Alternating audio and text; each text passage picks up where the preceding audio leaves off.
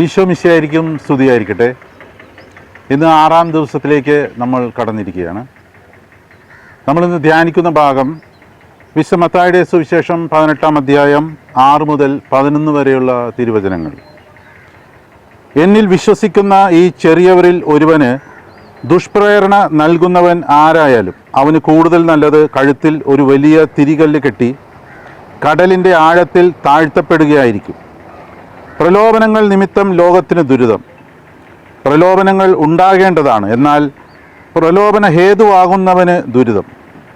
നിന്റെ കയ്യോ കാലോ നിനക്ക് പാപഹേതുവാകുന്നുവെങ്കിൽ അത് വെട്ടി എറിഞ്ഞു കളയുക. ഇരു കൈകളും ഇരുകാലുകളും ഉള്ളവനായി നിത്യാഗ്നിയിൽ എറിയപ്പെടുന്നതിനേക്കാൾ നല്ലത് അംഗഹീനനോ മുടന്തനോ ആയി ജീവനിലേക്ക് പ്രവേശിക്കുന്നതാണ്. നിന്റെ കണ്ണ് നിനക്ക് ദുഷ്പ്രേരണയ്ക്ക് കാരണമാകുന്നെങ്കിൽ അത് ചൂഴ്ന്നെടുത്ത് എറിഞ്ഞു കളയുക. ഇരു കണ്ണുകളോടും കൂടെ നരകാഗ്നിയിൽ എറിയപ്പെടുന്നതിനേക്കാൾ നല്ലത് ഒരു കണ്ണുള്ളവനായി ജീവനിലേക്ക് പ്രവേശിക്കുന്നതാണ്. കർത്താവിൻ്റെ സുവിശേഷം.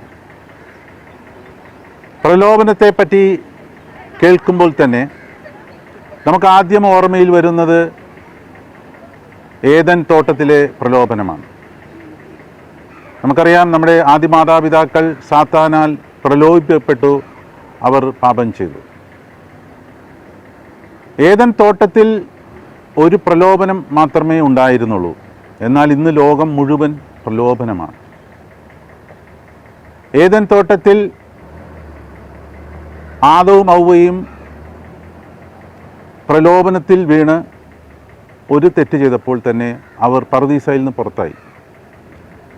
ഇന്ന് ഈ ലോകത്ത് ഇത്രയും അധികം പ്രലോഭനങ്ങൾ ഉള്ളപ്പോൾ ആ പ്രലോഭനങ്ങളെല്ലാം അതിജീവിച്ച് നമ്മൾ വീണ്ടും പറുദീസയിലേക്ക് കടക്കേണ്ടിയിരിക്കുന്നു. പറുദീസയിൽ ഉണ്ടായിരുന്ന പ്രലോഭനം എന്താണ്? നന്മയും തിന്മയും തിരിച്ചറിഞ്ഞ് അറിയുന്ന അറിവിൻ്റെ വൃക്ഷം, അതായിരുന്നു പ്രലോഭനം. എന്നാൽ ഈ ലോകത്ത് ഇന്നത്തെ പ്രലോഭനം എന്താണ്? ഇന്നത്തെ പ്രലോഭനം മറ്റൊന്നുമല്ല, ആ അറിവ് നമ്മളിൽ നിറഞ്ഞിരിക്കുകയാണ്. ആ അറിവിലാണിപ്പോൾ നമ്മൾ ജീവിക്കുന്നത്.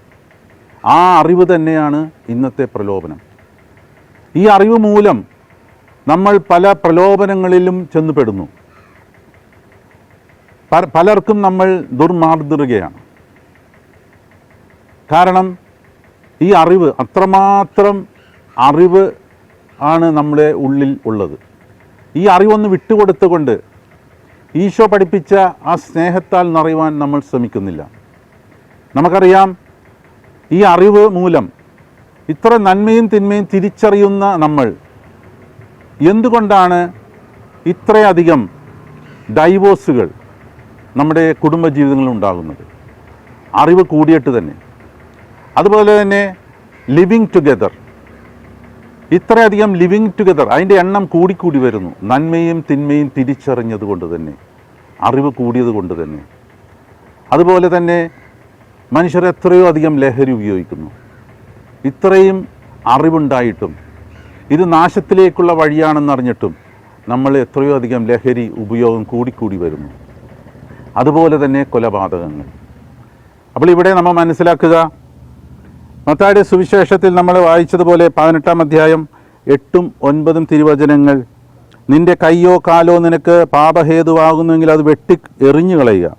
ഇരു കൈകളും ഇരുകാലുകളും ഉള്ളവനായി നിത്യാഗ്നിയിൽ എറിയപ്പെടുന്നതിനേക്കാൾ നല്ലത് അംഗഹീനോ മുടന്തനോ ആയി ജീവനിലേക്ക് പ്രവേശിക്കുന്നതാണ്.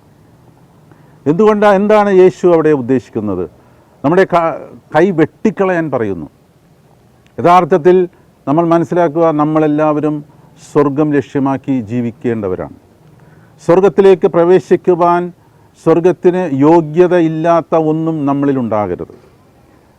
കൈ വെട്ടിക്കളയുവാൻ, കണ്ണ് ചുഴ്ന്നു കളയുവാൻ ഈശോ പറയുന്നത് എന്തുകൊണ്ടാണ്?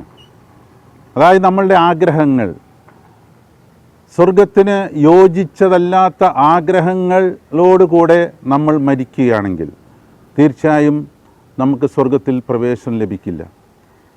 ഈ ഭൗതിക ലോകത്ത് ജീവിക്കുന്ന നമ്മൾ പല ആഗ്രഹങ്ങളും നമ്മുടെ ഉള്ളിലുണ്ടാകും.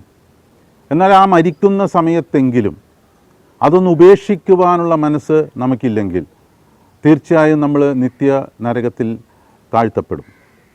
ഈശോ അത് തന്നെയാണ് പറയുന്നത്, അത് ഉപേക്ഷിക്കുക. ഒരു പക്ഷേ നമ്മൾ ആലോചിക്കും, പലരും അസുഖങ്ങളൊക്കെ, മാരകമായ അസുഖങ്ങളൊക്കെ വന്ന് കിടക്കുമ്പോൾ നമ്മൾ അവർക്ക് വേണ്ടി പ്രാർത്ഥിക്കാറൊക്കെ ഉണ്ട്. പക്ഷേ അത് ഒരു വിധത്തിൽ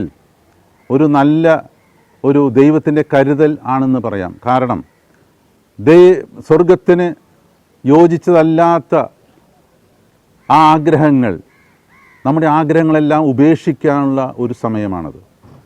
ഇതുകൊണ്ട് തന്നെയാണ് ഈശോ പറയുന്നത്, ആ കൈ ദുഷ്പ്രേരണയ്ക്ക് കാരണമാകുന്നതിൽ വെട്ടിക്കളയുക, കണ്ണ് ദുഷ്പ്രേരണയ്ക്ക് കാരണമാകുന്നത് ചുഴിഞ്ഞെടുത്ത് കളയുക. അങ്ങനെ കളയാൻ പറയുന്നത് നമ്മുടെ ഈ വിചാരങ്ങളാണ്.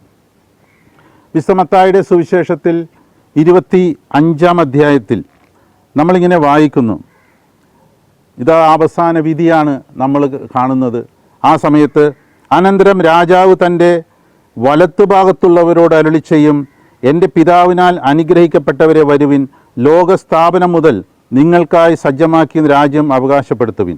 എന്തെന്നാൽ എനിക്ക് വിശന്നു, നിങ്ങൾ ഭക്ഷിക്കാൻ തന്നു, എനിക്ക് ദാഹിച്ചു, നിങ്ങൾ കുടിക്കാൻ തന്നു. ഞാൻ പരദേശിയായിരുന്നു, നിങ്ങളെന്നെ സ്വീകരിച്ചു. ഞാൻ നഗ്നനായിരുന്നു, നിങ്ങളെന്നെ ഉടുപ്പിച്ചു. ഞാൻ രോഗിയായിരുന്നു, നിങ്ങളെന്നെ സന്ദർശിച്ചു.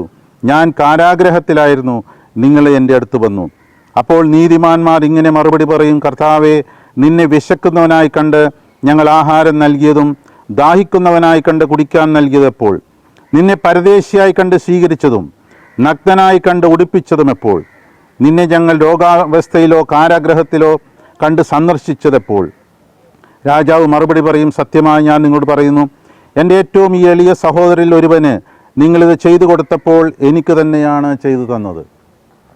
ഇവിടെ ഈശോ നമ്മളെ പഠിപ്പിക്കുന്നതാണ്, അറിവല്ല, സ്നേഹം കൊണ്ട് നമ്മൾ ഈ ലോകം കീഴടക്കണം. ഈ അവസാന വിധി ഈ ഉപമയിൽ ഈശോ പറയുന്നതാണ്, സ്നേഹിക്കുക. ഞാൻ നിങ്ങളെ സ്നേഹിച്ചതുപോലെ നിങ്ങൾ പരസ്പരം സ്നേഹിക്കാൻ അരുളിച്ചത് ഈശോനാഥൻ നമ്മളോട് പറയാണ്, സ്നേഹിക്കുക. ആ സ്നേഹത്തിൽ നിന്നുമാണ് ഈ മറ്റുള്ളവരെ സഹായിക്കുവാനുള്ള ഒരു മനസ്സ് നമ്മൾക്ക് വരുന്നത്. അപ്പോൾ അറിവൊക്കെ മാറ്റിവെച്ച് സ്നേഹിക്കണം. നന്മയും തിന്മയും നമുക്കറിയാം. എന്നാൽ ഇവിടെ ഈശോ പറയുന്ന ഈ ഉപമയിലൊരു പ്രത്യേകത എന്താണ്? നന്മയും തിന്മയും തിരിച്ചറിയുന്ന മനുഷ്യരെ രണ്ട് വിഭാഗങ്ങളെ ഈശോ ചൂണ്ടിക്കാണിക്കുന്നു. ഒരു വിഭാഗം മറ്റുള്ളവരെ സ്നേഹിക്കുന്നത്, ഒരു വിഭാഗം മറ്റുള്ളവരെ സ്നേഹിക്കാത്തത്. അത് സ്നേഹിക്കുന്നവൻ സ്വർഗത്തിലും സ്നേഹിക്കാത്തവൻ നരകത്തിലും പോകുമെന്ന് ഈശോ വ്യക്തമായി പറയുന്നു. ഇതാ എഫേസ്യോസ് 3:19 നമ്മളിങ്ങനെ വായിക്കുന്നു, അറിവിനെ അതിശയിക്കുന്ന ക്രിസ്തുവിൻ്റെ സ്നേഹം നിങ്ങൾ ഗ്രഹിക്കാനും അതുവഴി ദൈവത്തിൻ്റെ സമ്പൂർണതയാൽ നിങ്ങൾ പൂരിതരാകാനും ഇടയാകട്ടെ.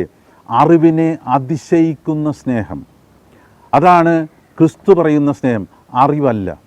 അറിവ് അന്ന് ആ പർദീസയിൽ നിന്ന് കിട്ടിയതാണ്. പക്ഷേ അതുകൊണ്ട് ഇന്ന് വരെ നമുക്കൊരു ഉപകാരമില്ലാത്ത അവസ്ഥയാണ്. നമുക്കെല്ലാം അറിയാം, എങ്കിലും നമ്മൾ വലിയ തെറ്റിൽ വീണു പോകുന്നു. അപ്പോൾ ഈ എളിയവന് വെള്ളം കൊടുത്തു, ഭക്ഷണം കൊടുത്തു, വസ്ത്രം കൊടുത്തു, അവർക്കാണ് സ്വർഗത്തിൽ സ്ഥാനം. കൊടുക്കാത്തവർക്ക് സ്ഥാനമില്ല. കൊടുക്കാത്തവർ മറ്റൊരു കാര്യവും കൂടി ചെയ്യുന്നു. ഒരു വ്യക്തി മറ്റുള്ളവരെയൊക്കെ കൊടുക്കുന്നില്ല, അവരെ സ്നേഹിക്കുന്നില്ല, അയാൾ ദുർമാതൃകയാകുകയാണ്. അയാൾ അടുത്ത തലമുറയ്ക്ക് ദുർമാതൃകയാകുകയാണ്.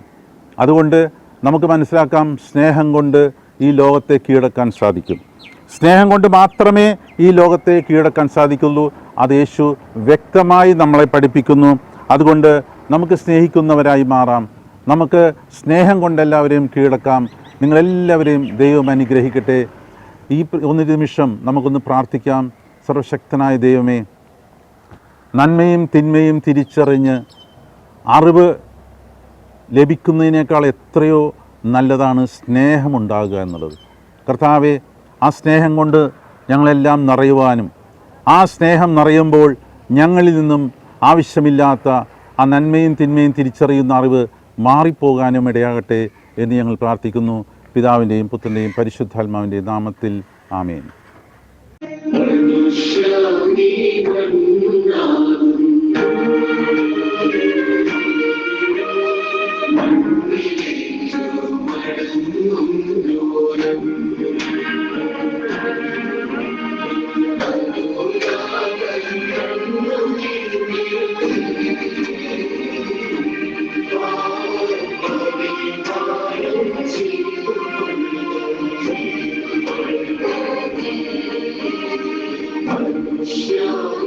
മണ്ണാൻ